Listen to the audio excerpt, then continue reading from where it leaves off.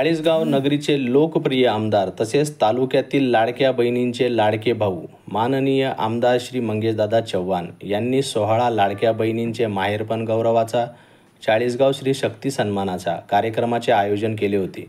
चाळीसगाव तालुक्यातील अंगणवाडी सेविका, आरोग्य सेविका, मदतनीस, आशा सेविका यांचे माहेरपण गौरवाचे हे 5वे वर्ष।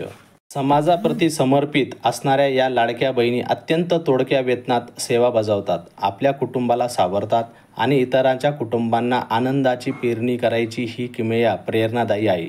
संकट किती मोठे असेल तरी त्यांच्यासमोर हसत हसत निर्भीडपणे उभे राहायचे हे फक्त नारी शक्ती करू शकते। या नारी शक्तीचा आज चाळीसगाव नगरीत सन्मान करण्यात आला। यावेळी बोलताना माननीय आमदार श्री मंगेशदादा चव्हाण यांनी मी तुमचा रक्ताचा नव्हे तर हक्काचा भाऊ अशी जागा त्यांच्या काळजात मिळाली ही विठुरायाचीच कृपा अशा शब्दात आभार प्रकट केले। की आमच्या अडचणीच्या काळात सक्का भाऊ जरी नसला पण आमचा हा पक्का मंगेशदादा आमच्या मागे उभा राहणार आहे। त्यांच्या मनातली तो आशेचा हा एक किरण असलेला सोहळा आहे। खरं तर आज आपण पाहतो आणि राजकारणात स्वाभाविक अनेक लोकांचा अनुभवही असतो।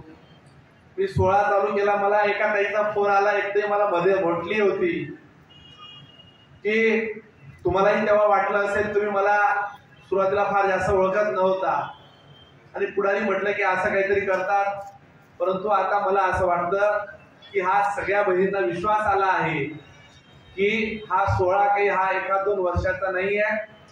कारण की एक बहीण म्हटली की बरोबर आहे, आम्हाला जेव्हा मुली झाल्या, मुलं झाले, नातवंड झाली का आमचे पण भाऊ म्हणतात, ननंदा म्हणतात की आता तिकडची विगे आता पोळी मोठ्या विगे ते कितला दिवस बहिणीला असतात।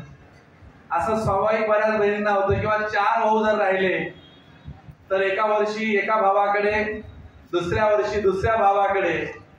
पण मी तुम्हाला सांगतो पांडुरंगाच्या आशीर्वादाने हा भाऊ या बहिणींना कुठल्याच भावाने केलं नाही केलं म्हणून सोडणार नाही।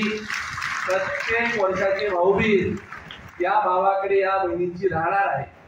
मी निश्चित सांगेन की माझ्याकडे या बहिणींसाठी मनाची श्रीमंती आहे आणि ती श्रीमंती कुठल्याही संपत्तीत पैशात मोजली जाणार नाही आणि त्यासाठी पांडुरंगाची कृपा, तुमच्या सगळ्यांचे आशीर्वाद मला काही कमी पडणार नाही। आणि संस्कृतीमध्ये, हिंदू संस्कृतीमध्ये आपण पाहतोच की ज्याही भावाने बहिणींचं केलं आहे त्याला साक्षात परमेश्वर देखील कमी करू शकत नाही। त्याच्यामुळे या बहिणींचं करायची जबाबदारी आपण घेतली आहे, की आजही करणार आहे, कालही करत होतो आणि उद्याही करणार आहोत। या निमित्ताने खरं तर कितीतरी अशा आठवणी आहेत। म्हणजे मी ज्या वेळेस इलेक्शनला फिरलो त्यावेळेस बहिणीचे ताट घेऊन यायच्यात, मला चेहऱ्याने जरी ओळखत नसलो पण एखादी बहीण जर लगबगीने अतिशय प्रेमाने जवळ आली तर समजायची की माझी लाडकी बहीण आहे आणि मी तिला आवर्जून स्वतःहून विचारून घ्यायचो। अशा कितीतरी बहिणींचा आठवणी असतील की घराच्या बाहेर दिवाळी आहे अशी रांगोळी काढली असेल, माझा भाऊ येतोय, काही ठिकाणी रांगोळी काढली पण मलाच जाता आलं नाही म्हणून त्यांनी नाराजी व्यक्त केली। मला ती नाराजी नंतर कानावर आली की दादा तू आलाच नाही। ती प्रेरणा मला या चाळीसगाव तालुक्याच्या विकासासाठी, या शहराला, या गावाला, या तालुक्याला एका उंचीवर नेण्यासाठी निश्चित काम पडेल हा विश्वास मी या सगळ्या बहिणींना देतो। पुन्हा एकदा भाऊ म्हणून या बहिणींचे, सगळ्या बहिणींचे आशीर्वाद घेतो।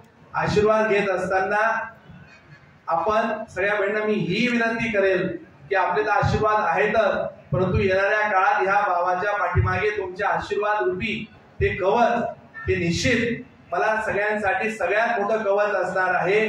त्या कवचाला कुठलीच ताकद भेदू शकणार नाही हा विश्वास पुन्हा व्यक्त करतो।